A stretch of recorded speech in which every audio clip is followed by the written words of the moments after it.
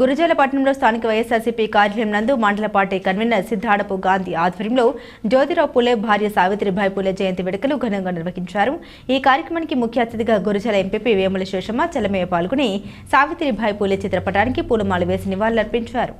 ఈ సందర్భంగా మండల కన్వీనర్ సిద్ధాడప గాంధీ మాట్లాడుతూ భారతదేశంలోని మహిళలకు విద్య అవసరమని, విద్యతోనే మహిళా సాధికారత సాధించవచ్చని నానుడి మహాత్మా జ్యోతిరావు పూలే తన భార్యకు తాను సొంతంగా విద్య నేర్పించి మహిళల్లో ముఖ్యంగా అణగారిన వర్గాల మహిళలకు విద్య ద్వారానే సమాజంలో గౌరవ మర్యాదలు లభిస్తాయని, మహిళలకు విద్య ద్వారానే సామాజిక స్పృహ కల్పించవచ్చనే ఉద్దేశంతో సావిత్రిబాయి పూలే ఎన్నో ఒడిదుడుకులను ఎదుర్కొని మహిళలకు విద్య నేర్పించి మహిళల్ని చైతన్యవంతులను చేశారని, అందుకే వారిని ఆదర్శ దంపతులుగా కీర్తి ప్రతిష్టలు పొందారని అన్నారు। ఈ కార్యక్రమంలో జొక్క సత్యం, జంజం తిరుపతిరావు, సన్నబోయిన శ్రీను, పల్లెగుంత శ్రీను, వంకాయల అంజీ, పోలి సతీష్, గడిపుడి శ్రీనివాసరావు, రవిశంకర్ తదితరులు ఉన్నారు।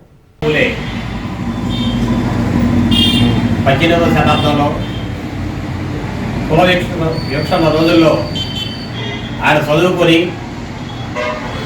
మహిళలు కూడా చదువుకోవాలని చెప్పి ఆయన భార్యను చదివించి ఆయన భార్య ద్వారా మహిళలందరికీ కూడా చదువు చెప్పించడం జరిగింది।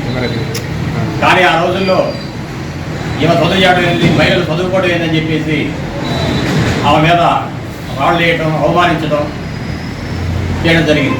అలాంటి రోజుల్లో ఒక ముస్లిం వ్యక్తి వాళ్ళ ఇల్లు ఇచ్చి పాఠశాలగా మీరు చదువు చెప్పుకోండి అని చెప్పి ఆయన ఇల్లు ఇవ్వడం జరిగింది।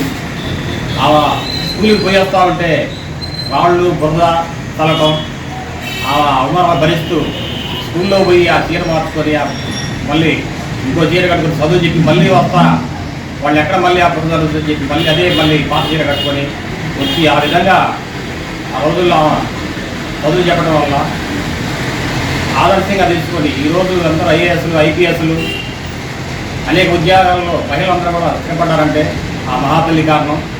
ఆ వైఎస్ఆర్ పార్టీ, కాంగ్రెస్ పార్టీ, మండల పార్టీ ఘనంగా నివాళులర్పిస్తుంది।